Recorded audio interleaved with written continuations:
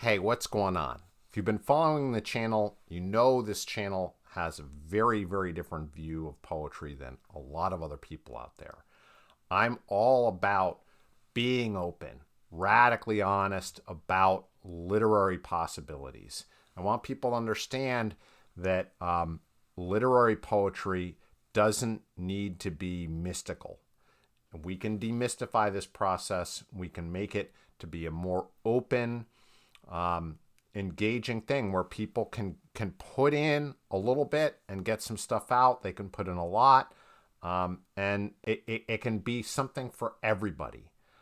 Submitting your stuff to literary journals and engaging in literary life doesn't have to be something for MFAs only. It can be something for everybody. But it can only be that if people like me open up and share more. Now, one of the disincentives to sharing more is, it's kind of like getting naked in front of the camera. But I'm going to do that for you. So if you like a little salacious ogling at the lives of other people, this is definitely the video for you, because we're not going to leave much to the imagination about my literary process here. So let's go for it. All right. As you can see here, we're going to look at everything that happened in 2022, starting from my first submission to the 3-penny review that was soundly rejected pretty much a day later. 3-penny review is a absolutely great journal. I urge you to grab yourself a copy and have a read. They only take exclusive submissions. So that can sometimes be a challenge, just finding some material to send over to them. But generally speaking, they have a great turnaround, a superlative reputation. They publish great stuff. So I always try to mix it up and see if I can get a submission out there. We're not going to go line by line on every single submission. The ones which are an acceptance, I gave us a little bit of the highlight color here, so you can see those acceptances. And for stuff that, they're still chewing on my submission, we're going to put that in gray. So smartish pace, you could probably best describe them as slowish pace. They just sit on stuff for a really long period of time. Now, in some cases, if a journal that I think is just never going to get back to me, I'll query them. But if I don't hear from people, I'll just take them off the list. So like if I submit to the New Yorker and it's been over a year, it's still unsubmittable, but I'm not going to bother keeping stats on that anymore. It doesn't do me any good having that every time I go and look at my submission statuses. It does me no good worrying about that and thinking about that. I need that mental space back. So if people sit on my stuff for more than a year, generally speaking, I'll stop worrying about it and keeping careful track of those numbers anymore. I'll just call it rejected and move on. We can see here, this huge range, while Smartish Pace took 268 days and they're still sitting on my stuff, which doesn't mean anything. Just so you know, guys, that they're sitting on it for 268 days does not mean they're going to accept my poem. It just doesn't at all. I don't think there's really any correlation. People get hung, oh, they're taking their time. Maybe they're interested. Maybe they are, maybe they're not. But I found no correlation in my many years submitting with how long you wait and whether you're accepted or rejected. If anything, once I've waited 6 months, I figure it's pretty much guaranteed that they're not interested. I might be cynical, but I feel like with Smartish Pace, no offense if Smartish Pace editors are listening, but if it's going to take you that long, it's probably because you read my cover letter and I'm not that interesting to you and you put me in the slush pile. And if I were a sexier, bigger name, you would have read me already. Sounds horribly cynical, and I'm sorry to say that, but you know what? I don't blame them either. They got a lot of submissions, and if they haven't heard of me, they haven't heard of me. A lot of people haven't heard of me. Just how it is, right? Maybe I can get out of that slush pile, but I'm going to have to wait my goddamn turn. It's going to take a while. Dune's Review, they were pretty quick, just a couple months to get back to me, and, great to have that acceptance. Appreciate working with them. Acumen out of the UK. I actually have that went to press already, so we can do a little show and tell later on. So as you can see, as time goes on with these submissions, more and more I'm still sitting on, I'm still waiting on them. So we get closer and closer to the end of the year. more and more of these journals are just, they just haven't gotten back, which is totally and completely fine. And that's to be expected. So as a result of that type of situation, what's going to happen is the previous year, it could go well into the next year before I get results. So I don't have Dune's review to show you. I do have a copy of Acumen, and I do have a copy of Hiram. So we can look at some, and we can't look at others. And that's just how it is. Again, I try to keep my submissions moving. I try to vary the pieces that I put out there. I'm not sending the same piece over and over again until it's accepted. I don't think that's a very good strategy. Try to keep a diversity of my pieces. Try to keep, I don't know, at least 20 different poems in circulation. Maybe up to 50, depending on what I'm looking at. Some places are exclusive, like the 3 penny review is exclusive. So you can't send them anything that's sent anywhere else. That's their policy, and if you break that policy, you really are taking a very big risk, right? So probably not the best approach. So if I send something to the 3 penny review or Raritan or whatever, I can't send it anywhere else. So it's an advantage to have more material. It could also be an advantage to have more material because I can mix and match and try within reason to think, well, what would this editor want? What's the style of this particular journal? So here we go. Here's Acumen, or Acumen. I don't know how they pronounce it in the UK. I went to press, really nice glossy cover there. They did a great job with this piece. This is actually a piece I went back and forth with some of you guys. I made a video where I edited this piece, this Arboretum piece. And the final product, Devin Brock actually gave me quite a bit of help forging that final draft. So thank you, Devin, very, very much for helping me make this a success. I'm just, probably not going to read this particular poem aloud, but, people can DM me if they want me to send a poem over. It's not available online. Obviously, this is print journal. And if you can't find it at a library, sometimes, you can get full text search from libraries. If you don't want to do that, you can just DM me if you want to read a copy of a poem I'm talking about.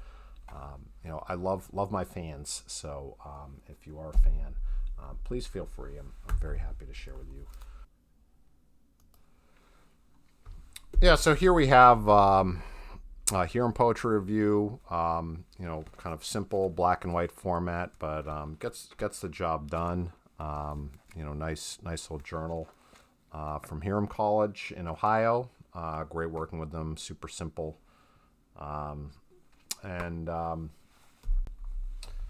So those are the only two things. I guess I think those are the only two things that went to press this year of submissions from this year. Dunes, I don't have a copy of that yet. And you can see, I sent 76 submissions. 26 are still under consideration. So basically, 50 have been evaluated by editors and they got back to me. Of those 50, 3 poems were taken. And then we'll just have to wait and see what happens to the rest. So I don't know. I mean, depending on any given year and where I'm sending, I could have better success or worse success. People often say, well, you should shoot for a particular acceptance rate. And I'm not really sure that it makes that much sense, really. Because, ultimately, if you're submitting to a lot of very selective places, you're obviously going to have some more rejections. And if you're submitting to, very informal, kind of bloggy type places, then you might see some more success. And it could vary from person to person. I mean, obviously, poets who are either writing really well or have a really great reputation that can open some doors.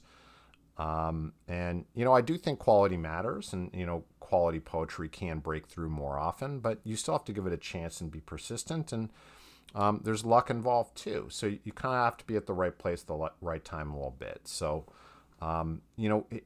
success is, I think, an outcome of a certain amount of consistency and hard work. That is probably true.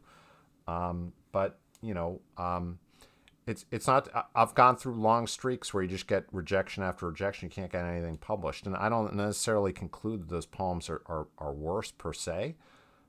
Sometimes I send out a poem a lot, and I conclude, oh gosh, this poem really has a lot of problems that I didn't want to face or recognize. Oftentimes I agree with my editors on rejections, so it can go that way as well. Just from the previous year, there were some notable stuff that did go to press this year. So that happens too. Sometimes you're just waiting a long time for stuff to go to press, and editors are on their own schedule. Oftentimes with web only places, they'll turn it around a little bit quicker, but that's not always necessarily the case. So Arion here, very, very proud, very, very honored to be part of Arion out of Boston University. And this poem I wrote about Briseis and Achilles, where it's kind of a funeral scene there. I did it's absolutely, I don't know if you guys can see that.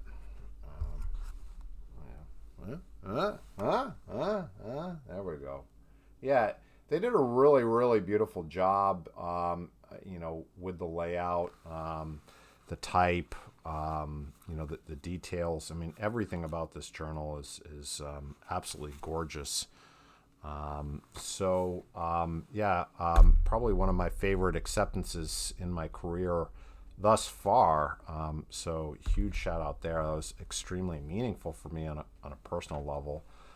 My wife is a PhD in classics, and being able to write a poem on a topic from the classics also had a lot of resonance and meaning to me personally. So that can, whatever defines a win for you is important to pursue those things as well. Let's look at another thing. The poem was taken last year, I believe, and just took a little while for them to put that to press. Let's pull that up. So I think this is a fun poem for folks to share and think about. I wrote this specifically with the idea of mentorship and extending a hand to other folks who might want some ideas from me about how to be creative, how to approach their work. And, I grouch and yell and scream at the monitor a lot, but ultimately, I want you guys to be inspired and take yourself seriously. So what the hell, guys? Let's give it a read, huh? To a young poet. Hack Demeter's tree, steal the club from Hercules, pluck Augustine's pear. Can you speak now? For it's no office to tell the truth, only humiliation to diddle with words, to play at legislating the soul. Your self-made prayer, your half-baked manna, your upside-down thunderbolt. To wait to be blessed is no blast. Glory to yourself. Hurry off to understand the old language while we are young, and coerce lightning in a bottle. Still your poem will leak like a punctured pail of sand. So it's fun having some stuff online too. I prefer print because I feel like it's more durable. Roanoke Review could just trip over a power cable in the server room, and I'm offline forever, I suppose. I guess it might be indexed in some humanities databases and stuff like that, but still, to me, there's nothing like the assurance of being in print in libraries all over the world. That being said, there's something also fun going online and being able to have your stuff circulate so your friends can read a poem. This is kind of a fun one filled with a lot of illusion. So it has that kind of like puzzle aspect to it. But it doesn't need to completely all make sense. You don't need to completely decode this to get the general idea here, which is, have fun with your writing, folks, and have fun with your submissions as well. That's the other thing that I would say. And rejections are part of the game. And as you can see, I eat a lot of rejections, and just try to keep adjusting and find journals that are right for you. I do some journals I'm going to send to, even if I'm like, well, I'm not sure if the feeling is mutual, but you miss 100% of the shots you don't take. Okay, thank you so much for joining me for a little year-end content, and we'll talk soon.